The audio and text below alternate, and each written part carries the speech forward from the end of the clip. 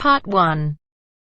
You will hear a telephone conversation between an employee at a pet insurance company and a customer. You have 30 seconds to look at questions 1 to 6.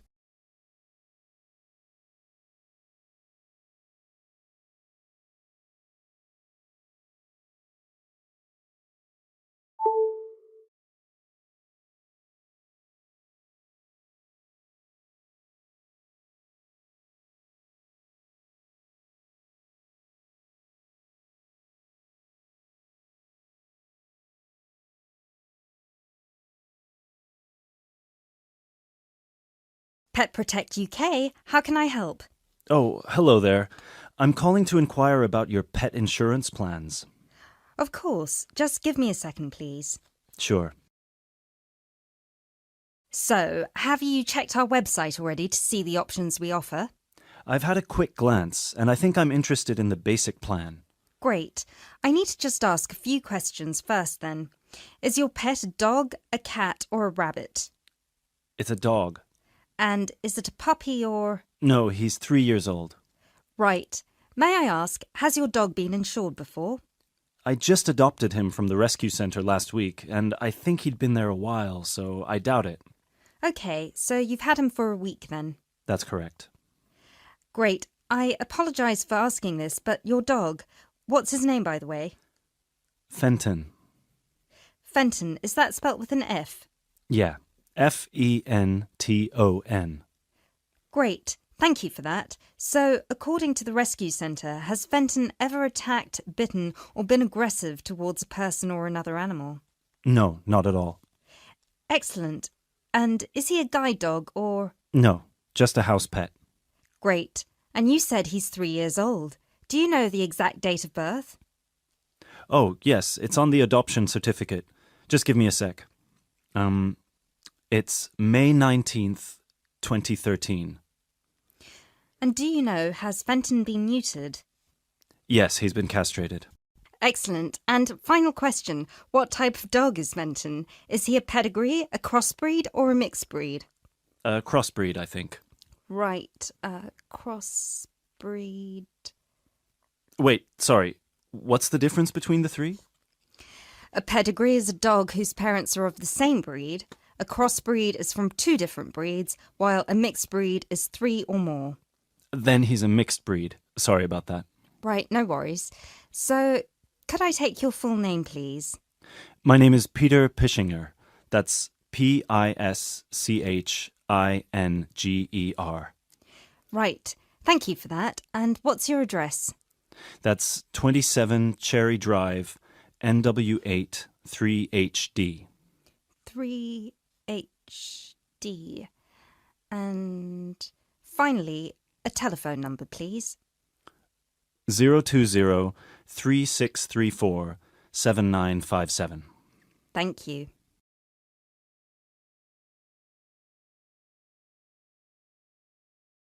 You now have 30 seconds to look at questions 7 to 10.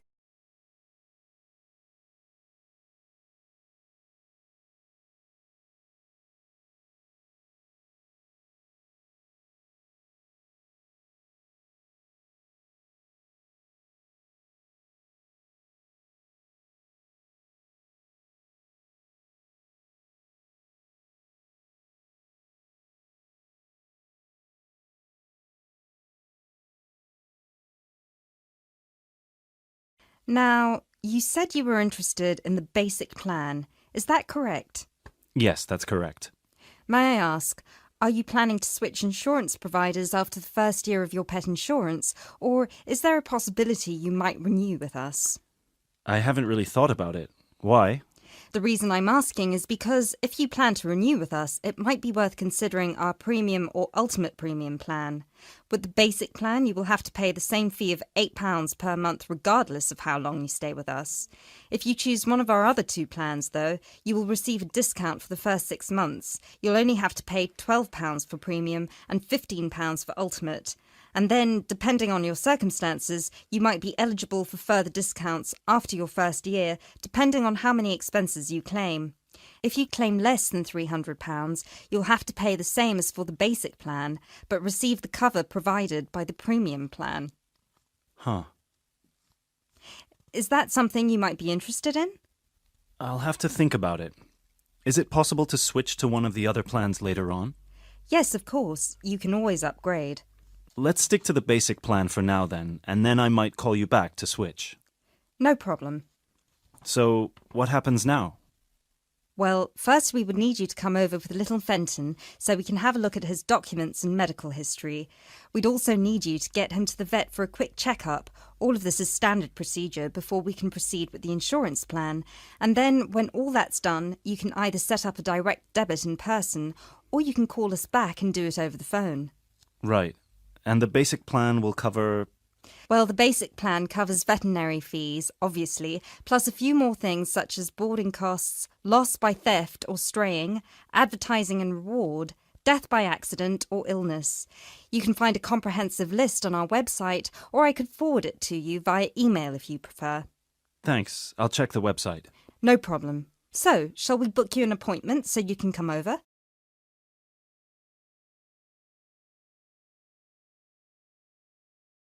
That is the end of part 1. You now have half a minute to check your answers.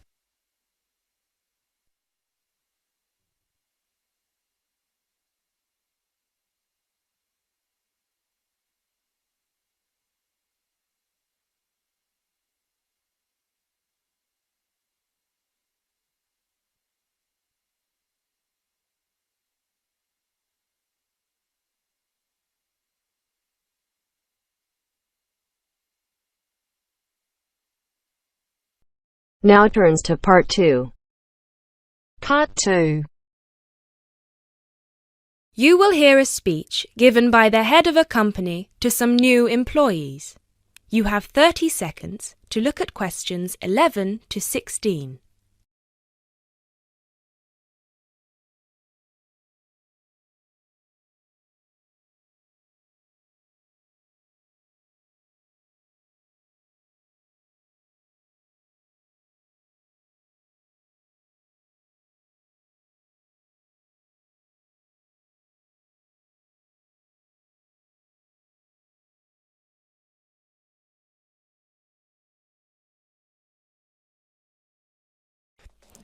First of all, a warm welcome to Barker's Country Safaris. We're delighted to have you all on board for this season.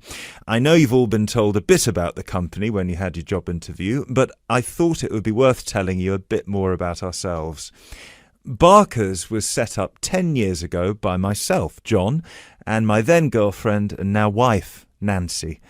We started it initially just as a hobby. We felt that there was a good opportunity to share our love of the countryside in this part of the world with the many visitors who come here. As you know, most people come for the beaches in the summer, but there is so much more to the region, and this is what we wanted to exploit. Nancy and I were born near here, and as teenagers we went climbing, kayaking, white water rafting, potholing, and just straightforward walking. This district is in our blood, and we love it. While we were still at university, we started taking small groups of visitors out into the national park in Nancy's brother's old Land Rover. We'd drive them around the back lanes and into the forest. We'd also organise rock climbing tours for friends of friends. Then, each year, without us having to advertise, people came back to us to ask for more excursions and trips. So, 5 years ago, we gave up our other jobs to focus full-time on Barker's Country Safaris. Now, 2 years after that, we set up the activity tour part of the business, and 1 year ago, we expanded into organising activities for school groups during term time. Obviously, this was a massive challenge with all the health and safety requirements, but it's proving a great success.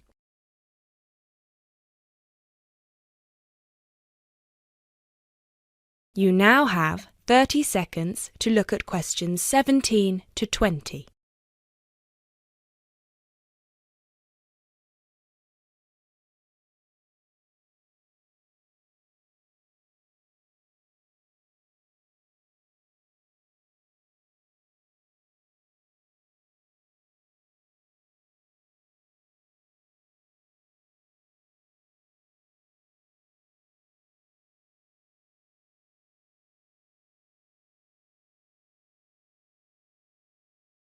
Anyway, we'll certainly not be dealing with school parties during the summer holidays. Our clients for the next 3 months are mostly family parties or groups of friends, and I'd like to talk a bit now about the tours we offer and what your responsibilities will be. Our most popular excursion is the Woodland Tour and Trail. Now, often this is sold out and we have all of our 10 jeeps in convoy with 8 people in each jeep. It's a lot of fun. These tours really offer a taster of what we can provide. So as both driver and guide, it is important that you do a good job here so they come back for the bigger tours. I will talk about the commission package later. As the summer days are so long, we have 3 tours each day, but you will not be expected to work on more than 2 of them. Morning tours start at 8 a.m. and go to midday. Afternoon tours are from 2 p.m. to 6 p.m. and then evening ones 7 p.m. to 11 p.m. All the tours follow the same route and you should have made yourselves familiar with all the key information. This was provided to you in the information pack you were sent when you accepted the job offer. This is important, so if you haven't had time yet, please do so now. Our second most popular tour is the Family Exclusive. Now, this tour is for the whole day and for only one group. Usually it is just one jeep, but sometimes there are 2 if the party is large. These tours go from 10 a.m. till 5 p.m. and include lunch at the Brown Bear in Lower Middleton. We have a number of different routes for these tours as we don't want our premium clients being made to feel that they are part of a large package deal. You will be told which route to take with your weekly schedule.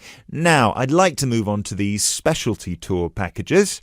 These are the ones that we're keen to book people on once they've done the Woodland Tour and Trail trip.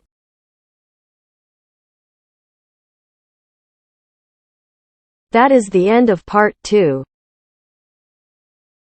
You now have half a minute to check your answers.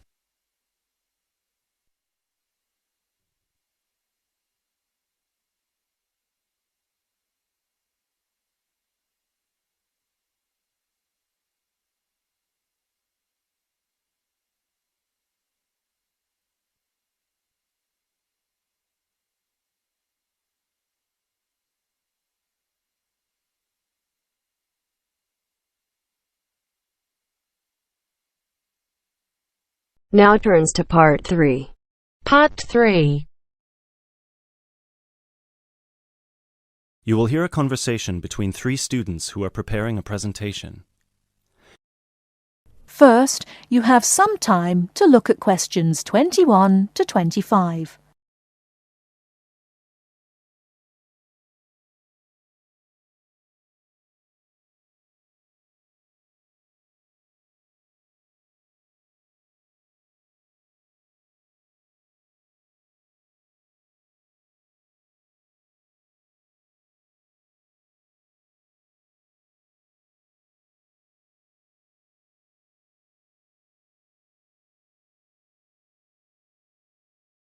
Now, listen carefully and answer questions 21 to 25.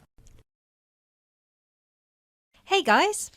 Oh, hey, Gail. You made it. Yeah, sorry. I was stuck at the library paying late fees. Have you guys started going through the data yet? Yeah, we've already collated it and we've started designing the graphs we're going to use in the presentation. Oh, really? That's fast. Well, anyway, here's what we've got so far. Okay, so... Wow, 38% said they thought about quitting school in the first year. That's a huge number. Yeah, and only 10% said they were happy at school from beginning to end. Amazing, isn't it? Yeah, I thought the majority would be happy here. Well, just remember that about 30% of the school population are foreign students, and from the UK students, only 2% are actually from the area. So, I guess it makes sense that people would miss home. Yeah, but to want to actually quit school... Well, they didn't want to exactly. They just thought about it. Okay, so how should we organise the presentation? What did you guys decide? Well, Kevin and I were saying that we should start by explaining what the topic of our research was, and how we decided to collect the data. So, I'll start by saying that our topic was how first-year students felt a month after beginning school, and how their attitudes progressed and changed by the end of the academic year.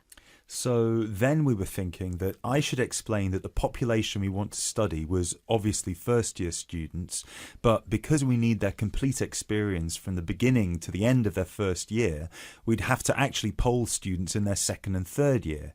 And then we said that you should explain how we access the population. So I'll say that we got the permission from the school to go to different classes from different departments and hand out the surveys in paper form, right? Right. And that it took us about 3 weeks to complete this part of our research. So then we need to describe the 3 different areas of focus of our survey. So Lindsay can do that. Say that the survey had 3 sections. The first one asking just some general questions about the age, gender, nationality and field of study of each student. Then the second one focused on how they felt in their first 6 months at school. And the third, how they felt in the summer after their first year was complete. That sounds good.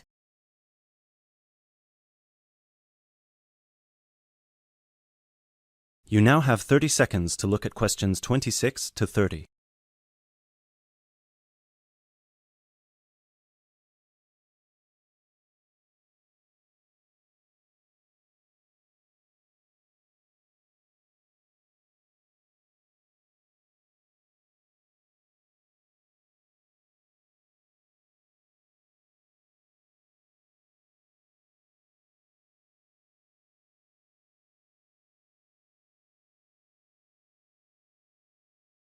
Okay, so let me see the breakdown.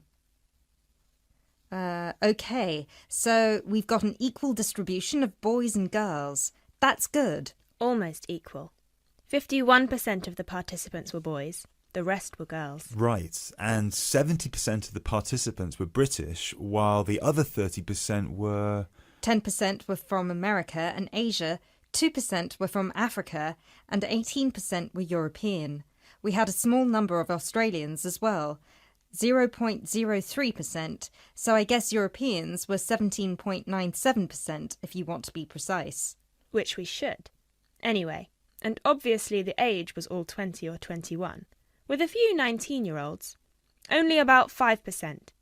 No, wait. 4%. Right? No, it's 5%. Look. Right.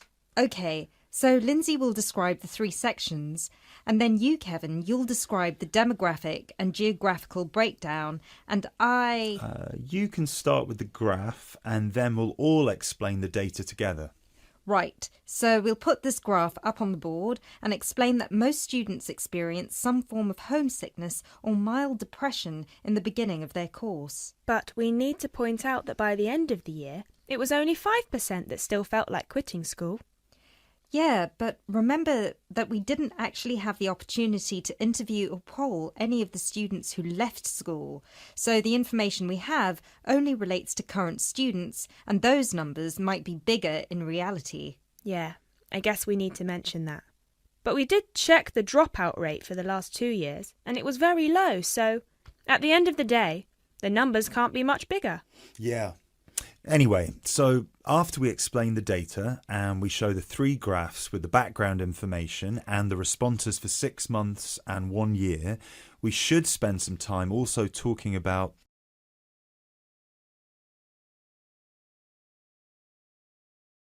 That is the end of part 3.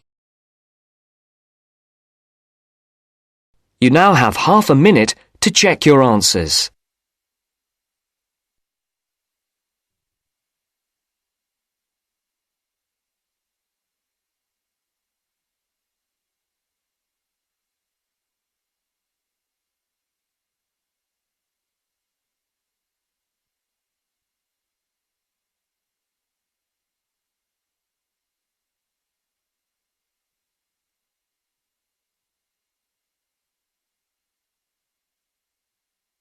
Now turns to part 4. Part 4. You will hear a biology lecture about tuberlaria. First, you have some time to look at questions 31 to 40.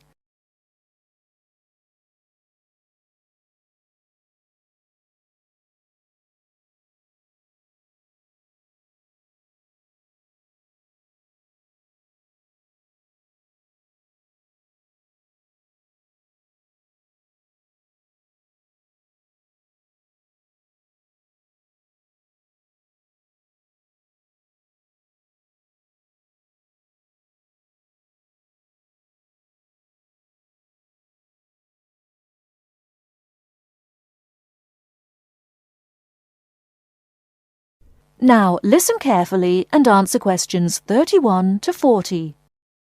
Hello, everyone. I'm glad so many people have shown up here today to hear about these fascinating little creatures called the Turbellaria. My name is Dr. Baker, and I've spent 20 years researching thousands of different species of platyhelminths, what are commonly known as flatworms, both free-living and parasitic. So there are a lot of things I could tell you about these extremely interesting invertebrate, but I will try to keep it short. Turbellaria are unique amongst flatworms in 3 ways. The first one is that, unlike 80% of all platyhelminths, Turbellaria do not need to secure nourishment from a living source. This means that they do not generally parasitize a host, but are instead found living freely in the environment.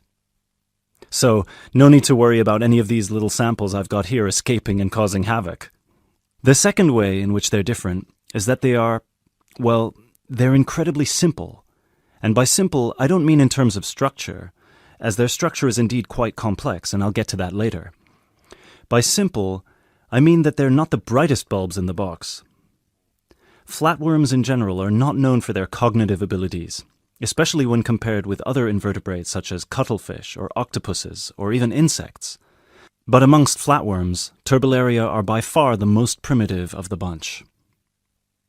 Finally, and this is a direct result of the first thing I mentioned, Turbellaria tend to have a much more complicated sensory system in their head region.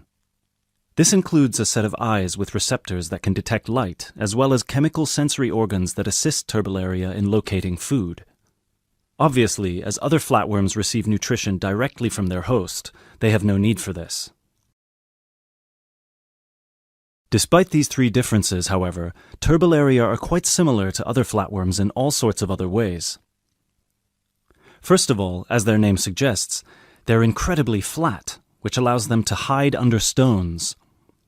They're symmetrical on both sides, and they don't have a body cavity. They also don't have any specialized respiratory, skeletal, and circulatory systems. What they do have, however, and this is what I meant when I referenced their structure before, is 3 layers known as the endoderm, the mesoderm, and the ectoderm, as well as a head region where their brain and sense organs are located, and a spongy connective tissue that fills all the space between their organs. Finally, like most species of flatworms, they're hermaphrodites. This means that a single flatworm has a set of each gender. But don't take this to mean they reproduce alone. Their preferred method of reproduction is called cross-fertilization, which means that each flatworm fertilizes the other. I mentioned before that most flatworms need a host, but Turbellaria feed from the environment. So what do they feed on? Most Turbellaria can be found either in fresh or salt water, and they feed on small insects, microscopic matter, and crustaceans. They will pretty much eat anything they find. They have no preference on whether their food is living or dead. Also, and this is the most remarkable part about their eating habits, if they ever find themselves in a situation where food is scarce, they might also feed on themselves. That's right, they'll start eating their own body, starting with the least essential muscles and organs and working their way up. They will shrink in size until they're able to find food again, at which point they'll begin to regenerate everything they've lost.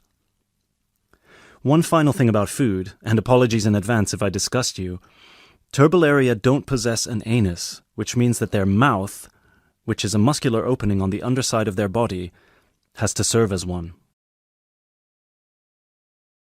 Before I finish this presentation, one more thing you've probably heard before but weren't sure if it was a myth or not. I mentioned already that Turbellaria can reproduce on their own, But there's a second method they can use, which is known as fission.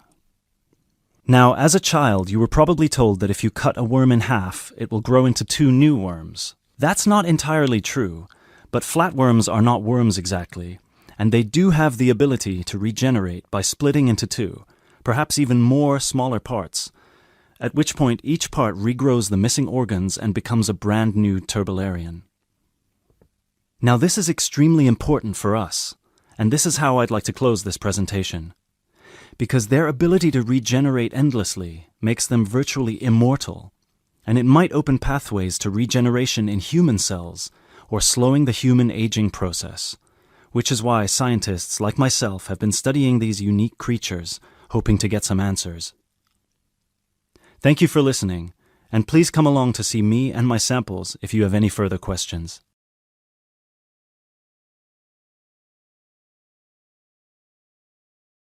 That is the end of part 4. You now have half a minute to check your answers.